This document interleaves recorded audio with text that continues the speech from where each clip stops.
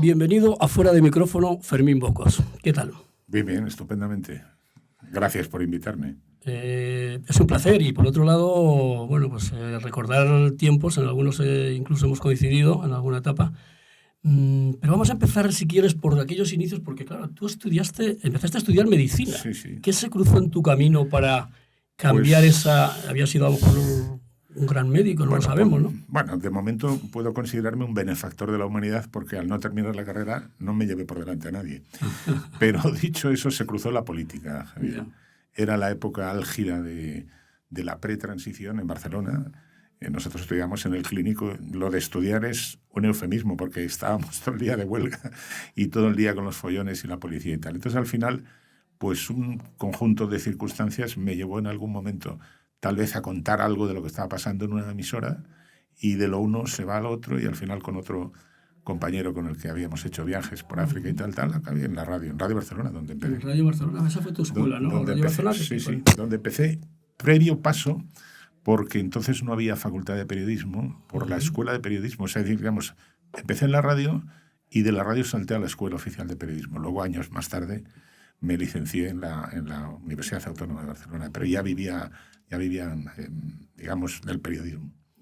¿Quién era un poco tu referencia? Porque entonces había grandes profesionales en Radio Barcelona, yo quiero recordar, no sé en esa época, cuando los años 70 estamos hablando, cuando ¿no? Estaban Juan Castelló, bueno, el primero de todos, que fue realmente quien puso en marcha la transición ahí dentro, fue Manuel García Terán, que era un director que había viajado, que había estado viviendo, trabajando, si no recuerdo mal, para la UNESCO en Ginebra, y traía, pues para que te hagas una idea, leía todos los días la Tribune de Genève, que por cierto de gran actualidad estos días a otros efectos, porque todo lo que sucede en Ginebra tiene mucha repercusión en España.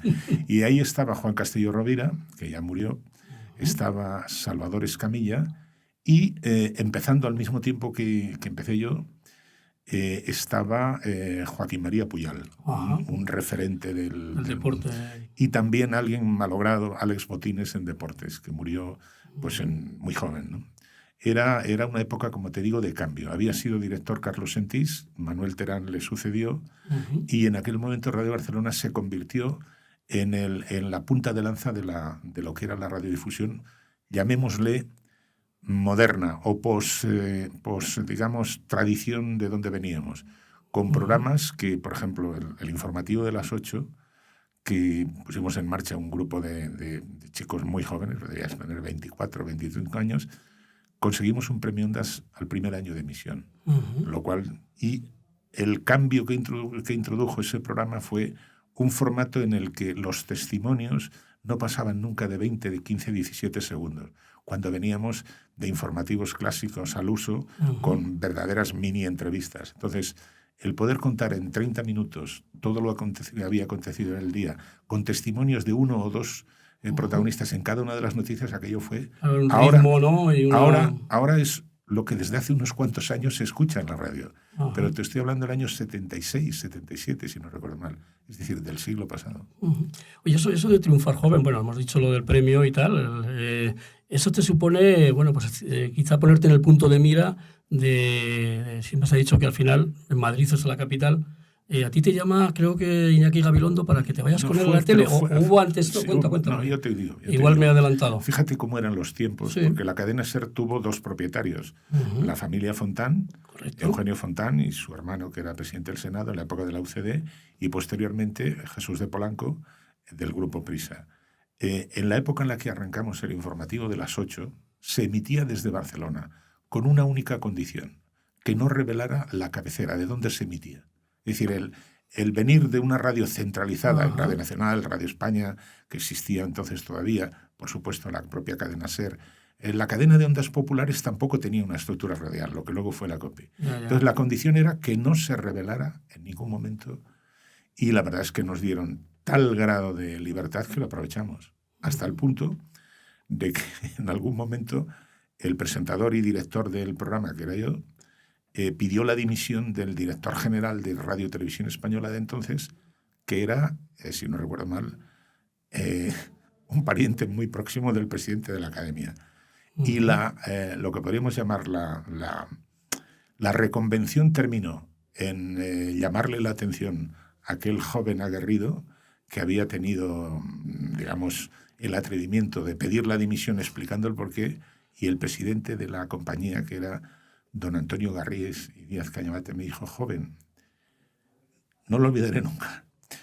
Me dijo: ¿sabe usted que para decir lo que dijo usted ayer en la radio yo tendría que haber reunido el Consejo de Administración? Lo recuerdo textualmente, pero ¿sabes en qué derivó aquello? Que con la generosidad que caracterizaba en aquel momento a quienes dirigían la SER, estoy hablando de Eugenio Fontán y del propio don Antonio Garrigues, me enviaron 15 días a París a ir a ver cómo se hacía radio en París, y el alojamiento era en el Hotel Jorge V. El Georges V, que como te puedes imaginar, al lado del Arco de Triunfo, sigue siendo un super hotel, y enfrente está el Crazy Horse. En aquella... O sea, te quiero decir con eso, porque he evocado esta con alguna extensión, para que veas, digamos, que creo que la generación que venía, que aquí en Madrid ya tenía un impulso a partir de Manolo Martín Ferrán y de Iñaki Gabilondo, fue capaz de contagiar de la ambición de transformación, la ambición de cambio, porque aquellos eran los momentos germinales de la transición. Y justo era un impulso que incluso podía ser interpretado como contrario a las normas de las que venía, porque todavía Radio Nacional hacía poquito tiempo que las noticias, acuérdate que era obligatorio conectar con ellos. Bueno, vienes a Madrid, entras en Televisión Española, y en Televisión Española en aquella etapa, precisamente de la transición, me imagino que también había que llevar cuidadito con lo que se podía decir y no decir, entiendo, ¿no? Ahí sí que hay que contextualizar y procurar ser breve. Yo vine a Madrid a requerimiento en aquel momento de Iñaki Gabilondo, que ya había sido contratado. Televisión Española estaba también en trance de cambio. El director general que había nombrado y gobernaba la OCDE era Fernando Castedo. Fernando Castedo contactó como director de informativos y presentador del telediario a Iñaki Gabilondo, y Iñaki Gabilondo me invitó a mí a dejar Barcelona, donde yo vivía, donde tenía mi vida y mi organización incipiente de familia, para venir a dirigir el telediario de las 9, que era entonces el principal telediario. Pero en el entretanto del entramado burocrático para realizar el contrato, se cruzó el teniente coronel Tejero y el golpe de Estado del 23 de febrero. Te tocó... Entonces, yo todavía no llegué justo después.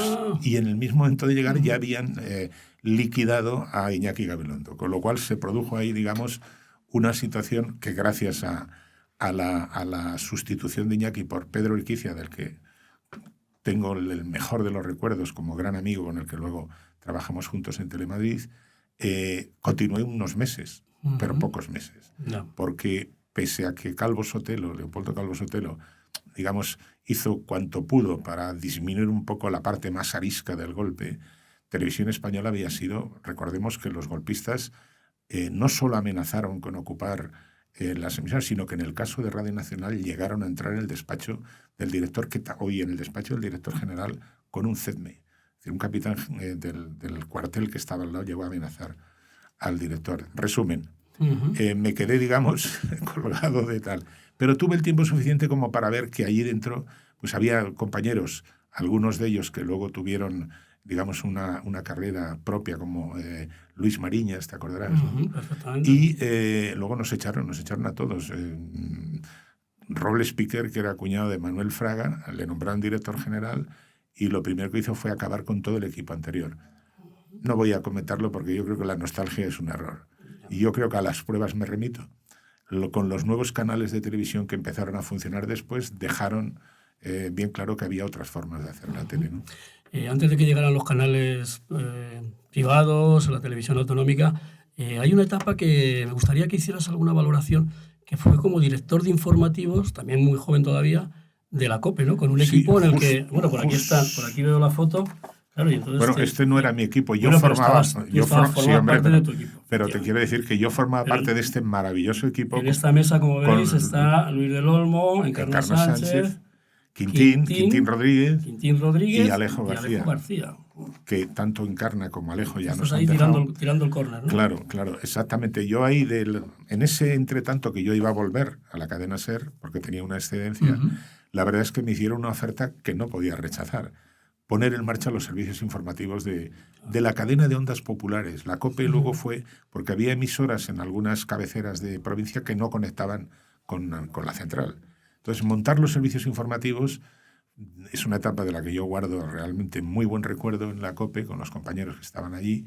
Todavía hay algunos, por ejemplo, Manuel Ángel Gómez todavía está, Pilar Carrillo todavía están en activo. Y a veces les oigo y me transmite la sensación, no de nostalgia, sino ese calor que te transmite la juventud ya vivida, ¿no? Y te lo comentaba antes fuera de micrófono, mi gran logro, lo digo en plan irónico, fue conseguir que tanto Encarna, sobre todo Encarna, como el propio Luis del Olmo, entendieran y respetaran las señales horarias. Era la aportación de los informativos, era en cada boletín coincidiendo con la hora. Costó, pero se consiguió. La COPE se trasladó de Juan Bravo en Madrid a la donde está ahora la calle Alfonso. Entonces, sí, calle Valenzuela, ¿no? Valenzuela, con Alfonso. Entonces, en ese contexto teníamos un programa por la noche, que era Medianoche, me parece que se llamaba, algo así, y por la mañana el que iba antes de Luis del Olmo. O sea, yo he tenido horario de madrugada y horario de nocturnidad.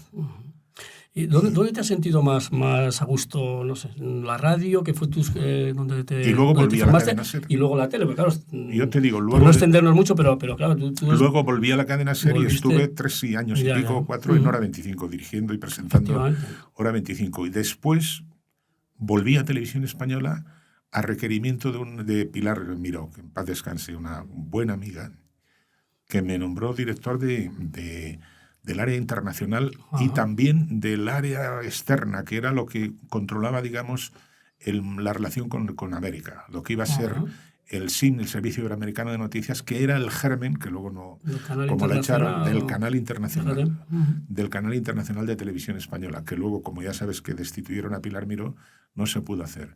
Yo en esa etapa había trabajado, aparte de la anterior, muy buena relación personal con Pedro Urquicia, y luego es cuando, creo recordar, en el 89, 88.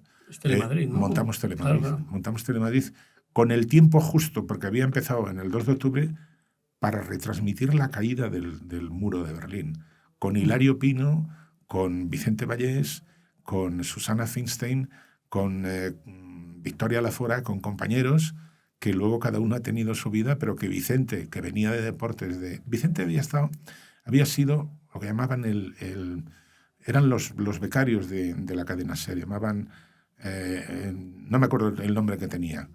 Total, era digamos, donde forjaban a los alevines. Él, Lucía Méndez, que luego fue su mujer, y luego cuando estuvo trabajando, me parece un poco de tiempo en Televisión Española, yo, que fui el que presidió los tribunales para incorporar al personal de Telemadrid, porque entre otras cosas había hecho como primer director de informativos las normas para que, en fin, que fueran periodistas, que cobraran un sueldo digno y tal. Cobraban entonces más de lo que pagan ahora en muchos sitios. Y ahí se incorporaron pues Hilario Pino, Vicente Vallés, gente así de ese momento. Y nos dio tiempo, ya te digo, para retransmitir.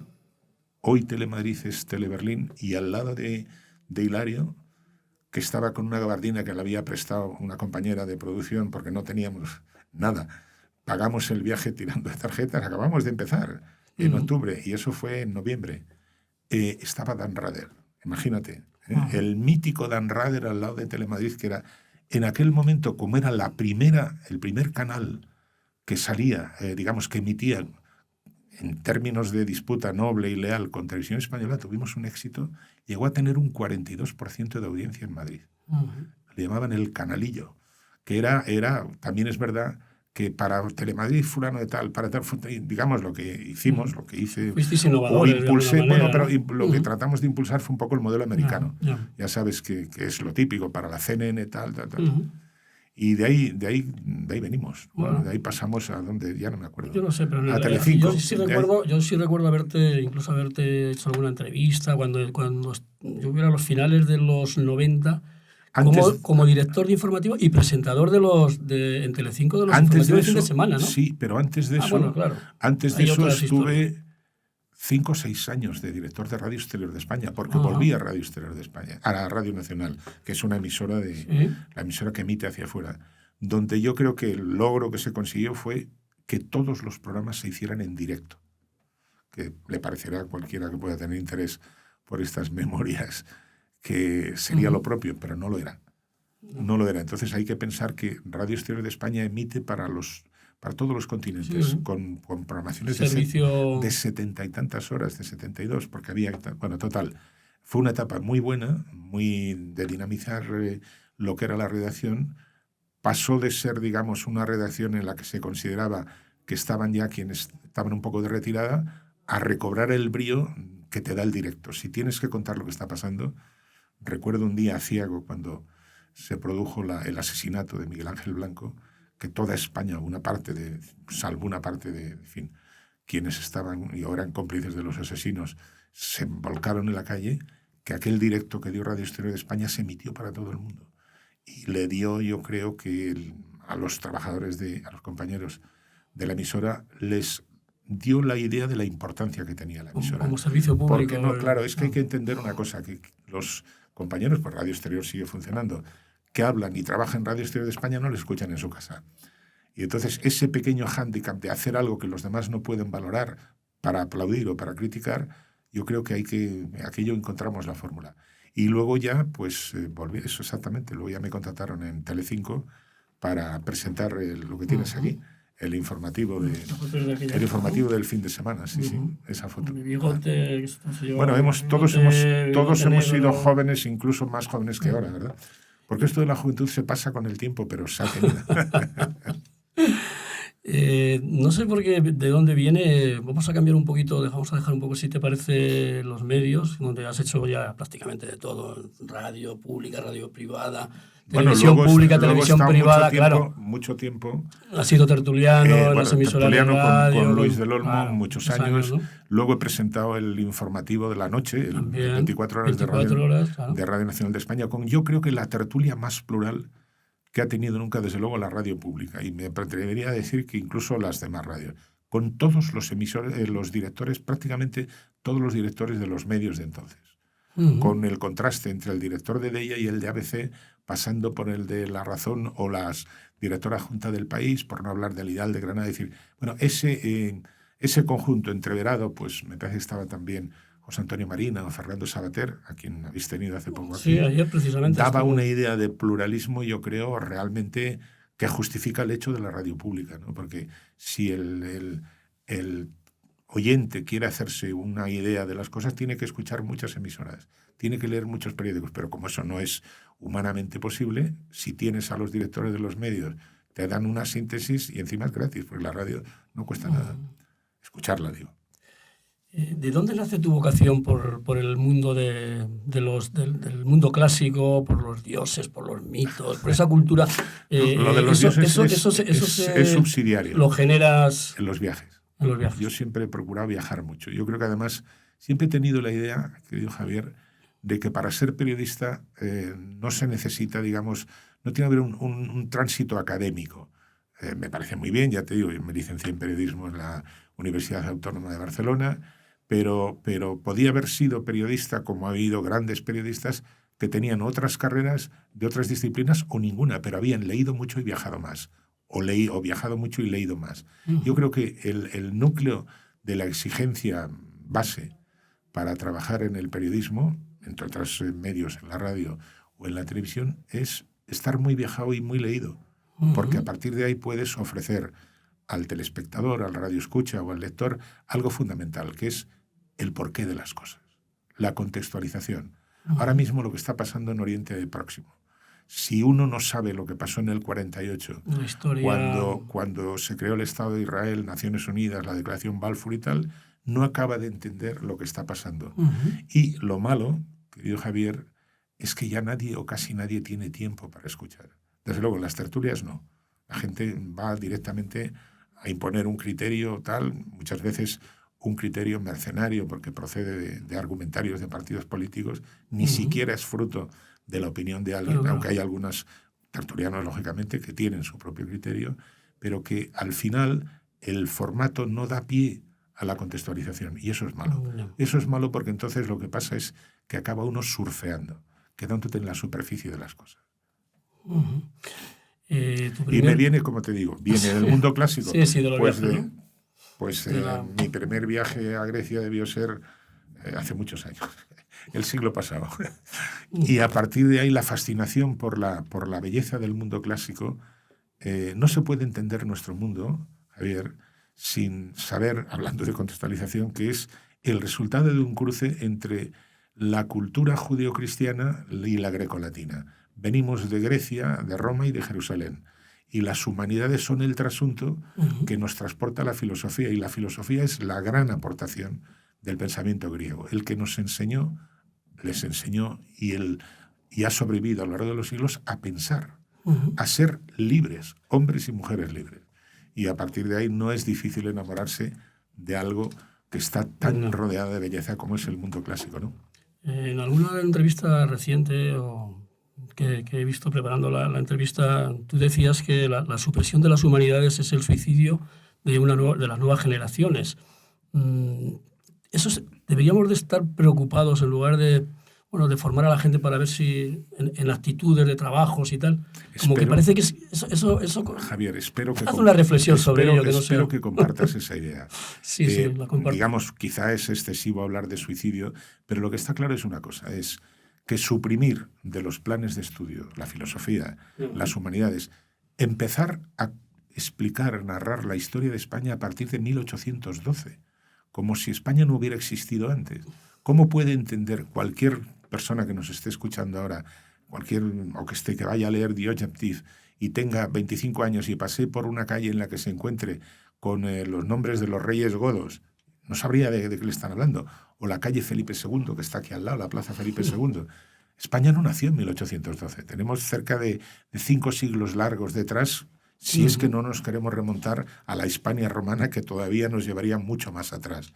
Es un error fruto, yo creo, vamos a ver, alguna vez yo en alguna entrevista o en algún artículo de los que escribo para Europa Press y luego se publican en unos cuantos periódicos, he dicho que el principio de Honlund, he citado, que consiste en que frente a una melonada, por decir esta palabra muy del acervo popular, no hay que pensar en la mala fe, simplemente en la estupidez. Hay cosas que se explican más que por la mala fe, por la estupidez. Y hemos tenido responsables del Ministerio de Educación a los que se les podría aplicar el principio de Honlund y además, en fin, al completo. No es mala fe, es estupidez. Pensémoslo durante un minuto. ¿A quién le hace daño conocer de dónde venimos y el por qué hemos ido evolucionando? El origen de nuestras palabras y de nuestras... Por ejemplo, alrededor ahora del pequeño polvorín que se ha organizado porque la academia estos días ha reconocido el chunda chunda o el perreo, tal. Mire usted, está muy bien esas aportaciones, pero ¿ha tenido usted un minuto para repasar o leer algún soneto de Quevedo? ¿O ha leído El Quijote? ¿O sabe usted quién era Lope de Vega? No sé si me explico. Las humanidades son determinantes. Es más, hay una tendencia, según leí no hace mucho, en un periódico norteamericano, a que algunas de las grandes empresas, cuando espigan los currículos para contratar ejecutivos, donde tropiezan con alguien que ha estudiado con los jesuitas, suelen tener una prioridad a la hora de la contratación. Pero no por cuestiones religiosas. Fíjate, menos en Estados Unidos, donde hay tantísimas confesionalidades diversas y tal alrededor del mundo cristiano, pero también de otras confesiones. Es porque les precede a este grupo de estos religiosos, les precede fama de que son rigurosos a la hora de formar a la gente. Es una congregación que va por el saber con independencia del adoctrinamiento, ¿no? Tu primer libro, o tu primera novela sobre el mundo clásico, creo que era el libro de Michael. Sí. No sé si lo he leído o lo has contado en alguna ocasión. Ese libro lo escribes para enseñar a tu hijo, a mi hijo Alejandro. Alex, sí. Es quizá eso exactamente eso que acabas de decir, exactamente ¿no? Eso. No ¿De dónde venimos, no? No quise ponerle el nombre del libro de Alex para que no fuera tan explícito. Ya. Pero bueno, es un libro que describe, está escrito hace 20 y muchos años.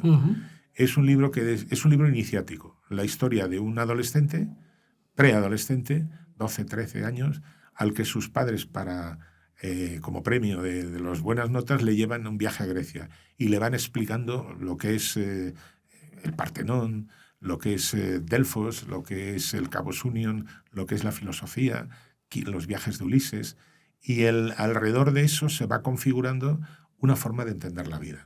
Porque tú piensas una cosa, quien no ha leído ni la Odisea ni la Ilíada no puede tener una idea de lo que es el Mediterráneo. Y si no procede alguien que vertebra como nuestro país el entorno del Mediterráneo, si no tiene noticia de dónde viene, acabará donde no le gustaría estar.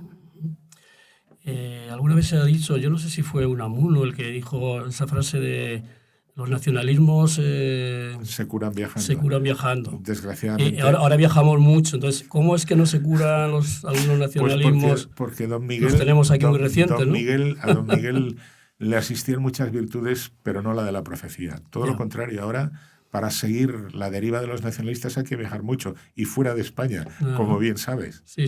Por razones obvias, ¿no? Esta misma semana se va a producir un encuentro, a mi juicio, infamante, que es entre un representante del Partido Socialista Obrero Español y un representante del señor Puigdemont para negociar el seguimiento y vigilar los pactos a los que han alcanzado, a los que han llegado, y lo hacen en presencia de una persona desconocida, un verificador, como si España y Cataluña fueran dos estados distintos o Cataluña fuera una colonia de España. A mí me parece indecoroso. Sí.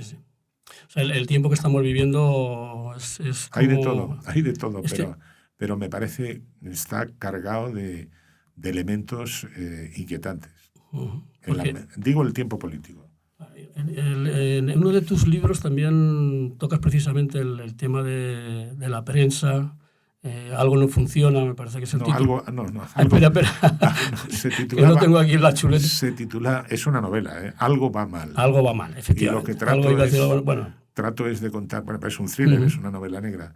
Yo no tengo una visión, digamos, áulica de lo que es nuestra profesión, Javier. Pero en nuestro mundo hay buenos, malos, mercenarios y gente altruista. Y vivimos una etapa, el periodismo atraviesa por una etapa muy complicada, por una razón fundamental, porque la precariedad empresarial remite a la precariedad a la hora de subsistir. ¿Y qué es lo que está detrás de nuestro mundo en un escenario de mercado abierto? La publicidad. Y como dicen en Cataluña, qui paga mana. Yo soy de Santander, pero en fin hablo catalán en la intimidad y fuera de la intimidad. Las empresas están muy condicionadas por la publicidad. Y en ese condicionamiento tiene vara alta el gobierno, porque el gobierno dispone de publicidad institucional y puede distribuirla de una manera o de otra. Claro. Ahora mismo estamos asistiendo hace poco a una discriminación, a mi juicio, intolerable a la hora de acompañar al presidente del gobierno en viajes institucionales de algunos de nuestros compañeros. En concreto, el corresponsal de ABC. Me parece eso, yo que he hecho muchos viajes me acuerdo uno, por ejemplo, ahora mismo me viene a la memoria, que tuve la oportunidad de conocer a Fidel Castro acompañando a Adolfo Suárez a Cuba, la cadena SER, y naturalmente íbamos en el avión oficial. Después me está viendo con Felipe González en otros viajes institucionales, por una razón fundamental, porque a según qué destinos, según qué medios no tienen capacidad para cubrir ni en dietas ni en el horizonte económico y tal, y si el viaje no lo paga el político de turno, sino lo pagamos todos los ciudadanos, razón de más para que se deje acompañar de colegas de los periódicos que le aplauden y de los que le critican. Porque el periodismo de la transición, del que tú pues tuviste ahí un papel, iba a decir destacado, un papel importante, porque estuviste dirigiendo programas informativos en esa etapa, ¿no? De los mediados de los 70. Ya tengo, y los 80, ya tengo más que una edad cierta, tengo una cierta edad. Pero esa responsabilidad que en aquel momento se achacaba a los medios, que había que salir de esa dictadura y tal. ¿Esa responsabilidad tú la sigues viendo o quizá estamos en una etapa en la que vale todo? No, vamos a ver, yo distinguiría... ya no es ese periodismo que lo viví muy de cerca en los diferentes medios que hemos comentado antes, acompañaba la edad. Es decir, había como una voluntad general y generacional de impulsar el proceso de cambio. Las ideologías tenían un peso importante. Yo recuerdo los sindicatos de izquierdas tenían un peso fundamental en las redacciones, pero incluso en los medios conservadores había ese común denominador de impulso para que saliera bien la transición. Y se vio claramente después del intento de golpe del 23F, afortunadamente frustrado. Aquello unió definitivamente. Hubo una unanimidad en los editoriales, en tal, porque todos comprendimos que entraba España en una etapa definitivamente acorde con el resto de Europa, como ocurrió después en un momento en el que tembló aquel impulso general con el referéndum de la OTAN, que por razones ideológicas, en el caso, dividió a una parte de la prensa, pero que al final yo creo que Felipe González, que tuvo el coraje de desdecirse, pero consultando a la gente, que si buscáramos una analogía, si el presidente del gobierno actual, que ha cambiado de idea respecto de la amnistía, hubiera decidido consultar a través de un referéndum o volver a hacer elecciones, y hubiera ganado, sería irreprochable. Al no hacerlo, yo creo que es censurable. Felipe González apostó, estuvo a punto de perder, ganó. Yo me acuerdo del último programa, en vísperas de la elección, de la votación de la OTAN, Felipe González vino a la cadena SER. Yo era el director de Hora 25. Yo le hice la última entrevista antes del referéndum. Y aquella noche te puedes imaginar la tensión que había en el estudio, porque había una tensión de vísperas. Era la sensación de que aquello era o blanco o negro. Afortunadamente salió adelante, y digo afortunadamente porque algunos pensamos que estando en la ambición de todos el entrar en la Unión Europea, entonces era el mercado común, no tenía sentido quedar fuera de la NATO. Pero otras personas pensaban lo contrario. Pero al final se dio la voz a quien podía decidir, lo que era el pueblo español. Y eso es lo que hace que un político pueda acreditar coraje. Lo otro son tácticas maquiavélicas, ¿no? Pero fíjate, tú viviste la Barcelona de esos cambios, ¿no? De mirar a Europa, de mirar al futuro. Ahora cuando vas a Barcelona, no sé, ¿qué sensación tienes? Pues tengo una sensación mezclada. Yo he vivido 20 años en Barcelona.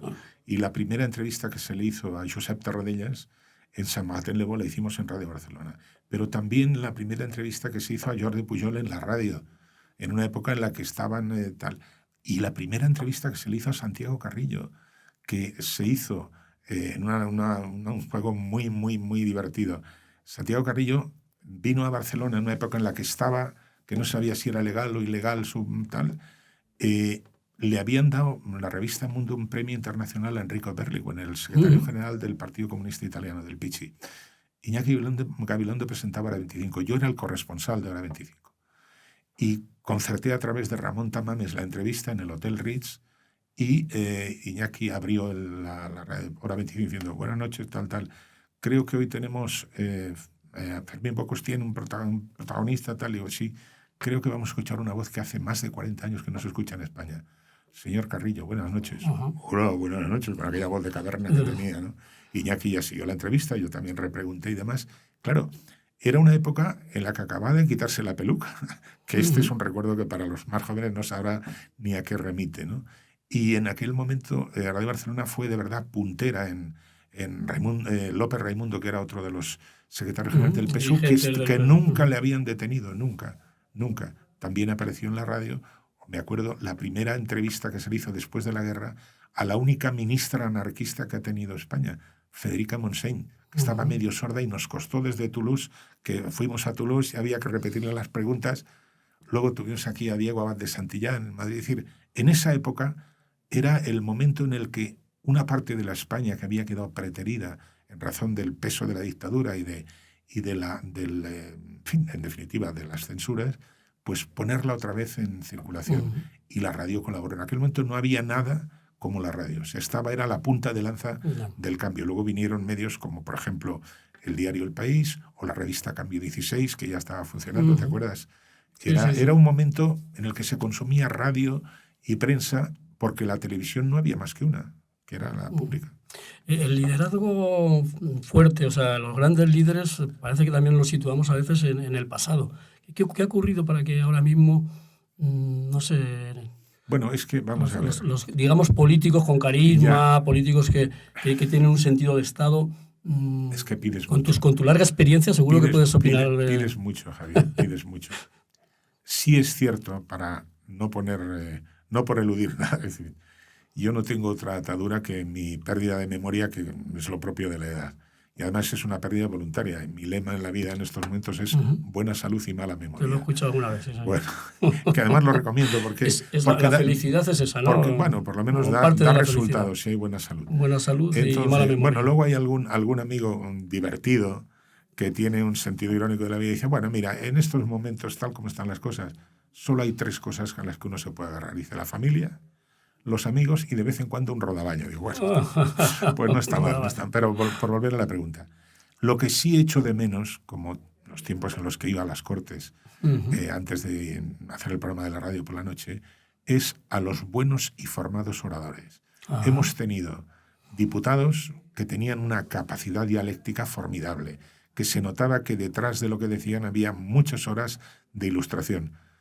Por contraste, ahora no podemos decir lo mismo. Tenemos algunos portavoces que dan pena y algunos ministros que hasta confunden los sustantivos con los adjetivos y algunos ministros que hasta confunden los lustros con los siglos, por citar cosas de ahora mismo. Yeah.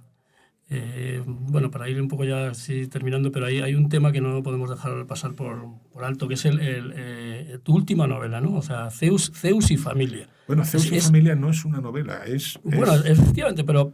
Bueno, he tratado de contar la historia de los personajes. Es una crónica de cómo eran, ¿no? Es de lo un que fruto, hacían. es un fruto. Pero habrá habido también una parte de ficción. Es un fruto de la pandemia. No.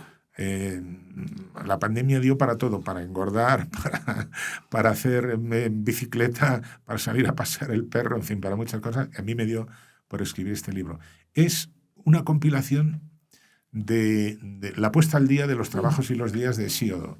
En definitiva, es la historia de Zeus, el dios que era el que presidía el Olimpo, y a partir de ahí desgranar lo que tiene la mitología y lo que tienen los mitos de ayuda para la vida, porque todos los mitos tienen detrás situaciones de la vida cotidiana. Detrás de cada mito, de cada rito al que invitaban, hay algo que a los antiguos les ayudaba. Ahora no es cuestión de desgranar, pero imagínate tú, por ejemplo, el mito de la germinación del trigo. Si nos ponemos a pensar toda la historia del rapto de Proserpina, que va al infierno, que se la lleva Hefesto, y que su madre desesperada sale a buscarla, no la encuentra, y amenaza a Zeus con que no germinará nada, nos está contando el tiempo que necesita una semilla para germinar. En definitiva, es Proserpina, que es una de las diosas más entrañables del mundo clásico, ¿no? Si lo piensas bien. Otra obra tuya es Viajes a las puertas del infierno. Bueno, esa es otra confesión de amor a Grecia, pero no solo a Grecia, es un viaje a todos los lugares donde la antigüedad, pero no solo en Grecia, en Italia, en España, en Oriente Próximo, en Japón, en la India, en China, donde yo he estado, donde había un oráculo, una época en la que los seres humanos tenían comunicación con quienes estaban arriba. Yo creo que, me parece que el libro arranca con una reflexión. Creo que la melancolía de los seres humanos procede del silencio de Dios. Si lo piensas bien, dices, pero hubo una época en la que los dioses hablaban. Y entonces eso es un recorrido. Había un oráculo en donde hoy está el monasterio de la Rábida. Había una puerta del infierno debajo de donde está el monasterio del Escorial. Había un oráculo, por supuesto, en Nápoles, donde estaba la Sibila, aquella que Miguel Ángel pinta en lo alto de la Capilla Sixtina. Había, lógicamente, un oráculo en Delfos. Había un oráculo, hay un oráculo dedicado al infierno y al diablo en el corazón de Tokio. Decenas de sitios recorridos y luego, digamos, revisitados para este relato, Viaje a las puertas del infierno. Pero me has preguntado por una novela que yo creo que es quizá lo más, por lo menos lo que yo más encuentro más atinado con mi forma de ver el mundo clásico y demás, que se llama El resplandor de la gloria, que está dedicada a los 6 meses que precedieron a la caída de Bizancio. Un mundo que se vio realmente empotrado en una situación trágica, pensando que llegaba el apocalipsis. Es una novela que va entreverada el describir cómo avanzan los turcos, cómo les abandona Occidente, cómo les traiciona Venecia, y al propio tiempo leyendo la profecía del Apocalipsis de San Juan se van cumpliendo, porque cada capítulo incorpora un elemento que dicen, pero es que lo vivieron como si fuera el fin del mundo. Y así cayó en mayo de 1453 Bizancio, Constantinopla. Cuando tú escribes novelas, todas tienen una base en viajes, en cosas. De alguna manera estás ejerciendo el periodismo, porque al final el periodismo es contar historias. Tú lo has dicho en alguna otra ocasión, ¿no? Efectivamente. Pero también uno puede pensar, igual maliciosamente, bueno, te evades un poco, sales de este mundo de ruido y de follón, y entonces me dedico a leer y a escribir. Bueno, entonces, vamos a ver. ¿son compatibles las dos cosas? Yo creo que sí. Vamos, el periodismo te ayuda a ti, que tú también escribes, a contar historias. Incluso a bien contar las historias si lo haces bien el trabajo. Y somos lo que leemos también. Esta vida no es lo que comemos, que también, pero somos lo que leemos y lo que hemos viajado y hemos visto. En ese contexto es verdad que a veces la ficción le permite a uno evadirse del presente. Lo que pasa es que el presente es manifiestamente impertinente. Inmejorable. No, pero no se deja. Impertinente me refiero en cuanto a que es como la ley de la gravedad. Uno no puede huir de ella. Y es verdad que, por ejemplo, en Algo va mal, algunos de los capítulos en los que, digamos, quienes circulan por ahí son personajes del mundo periodístico, pues probablemente describo experiencias personales vividas donde se relata un poco las distintas naturalezas de nuestra profesión. La corrupción, la persona romántica que cree que está al servicio de la verdad, que por cierto es uno de los lemas. Yo no hemos contado, pero he estado durante, me parece que han sido 6 o 7 años, 7 de profesor ayudante asociado en la Universidad Carlos III. Sí. Y también un año en la en la Francisco de Vitoria. En ese contexto yo decía a los alumnos de periodismo, intentar hacer vuestra la máxima de Milan Kundera que dice, hay que combatir la injusticia sin caer en ella. Y luego añadía algo que creo que a mí me ha procurado en algunas ocasiones algún que otro disgusto del que no voy a hablar, que es, hay que decirle a la gente aquello que no quiere escuchar. Eso quiere decir que obliga a un periódico o a una emisora de radio a veces a defender posiciones que pueden no coincidir con sus lectores oyentes. Eso llevado al mundo del fútbol, imagínate si alguien en relación con un partido de fútbol, yo nunca he tocado los deportes, tuve la fortuna de estar en frontera con José Mari García cuando yo presentaba la 25, pero nos hemos llevado siempre extraordinariamente bien. Debo decir además que José Mari García, para quien no lo sepa, siempre ha sido un hombre muy generoso, que ha ayudado a los compañeros en todo momento. O sea, frente a estas historias suyas que le han novelado y tal, yo tengo la mejor de las opiniones de José María García, además está totalmente justificada. Pues muchas gracias, Fermín. La verdad que ha sido un placer charlar contigo. Gracias a ti. Podríamos seguir hablando de novelas, de libros, pero bueno, como decías tú en la radio, el tiempo... Sí, el tiempo es impertinente. También digo, gracias a ti y a Víctor, que nos ha estado soportando aquí nuestro técnico.